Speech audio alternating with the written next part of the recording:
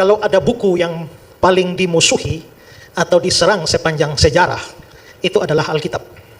Baik diserang dari sisi fisiknya, ada banyak upaya sepanjang sejarah di mana Alkitab dibakar, mau dimusnahkan dalam bentuk fisiknya.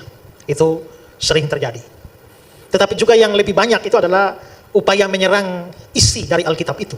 Ada dua macam serangan. Serangan secara fisik dan serangan secara mengarah kepada isinya. Nah, mungkin zaman sekarang ini serangan terhadap fisik Alkitab rasanya mungkin tidak ada lagi, ya. Walaupun mungkin di beberapa negara bisa saja terjadi, tetapi hampir atau sangat minim lah dibandingkan dengan serangan terhadap isi Alkitab. Itu bisa datang dari dalam Kristen sendiri, tapi juga bisa datang dari luar Kristen.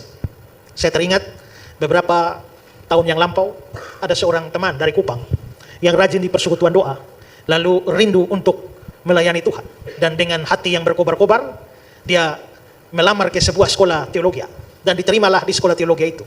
Dan di dalam kelas doktrin Alkitab, dosennya mengangkat Alkitab itu dan berkata, siapa percaya ini firman Allah? Dan semua isi kelas angkat tangan. Tiba-tiba dosennya membanting Alkitab itu di lantai dan menaruh kaki di atasnya dan bilang, saya tidak percaya ini firman Allah. Dan satu kelas shock.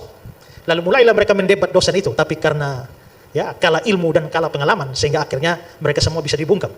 Dan terus seperti itu sehingga akhirnya anak yang dari Kupang ini berpikir, lama-lama saya keluar dari sekolah teologi bukannya membawa orang ke surga tapi membawa orang ke neraka. Jadi akhirnya dia keluar dari sekolah teologi itu dan kembali ke Kupang dan hanya melayani sebagai orang awam tanpa menjadi seorang yang sekolah teologi. Itu termasuk serangan sebenarnya. Tapi juga di era medsos seperti ini kita juga lihat bahwa begitu banyak serangan datang terhadap kitab suci kita juga dari kalangan luar, terutama dari kalangan Islam yang sangat getol memberikan serangan-serangan terhadap iman Kristen, ya. Jadi boleh saya katakan bahwa tidak ada buku yang paling dimusuhi diserang sepanjang sejarah seperti Alkitab. Tapi puji Tuhan bahwa setelah serangan-serangan yang begitu hebat sepanjang sejarah, Alkitab masih bertahan sampai dengan hari ini.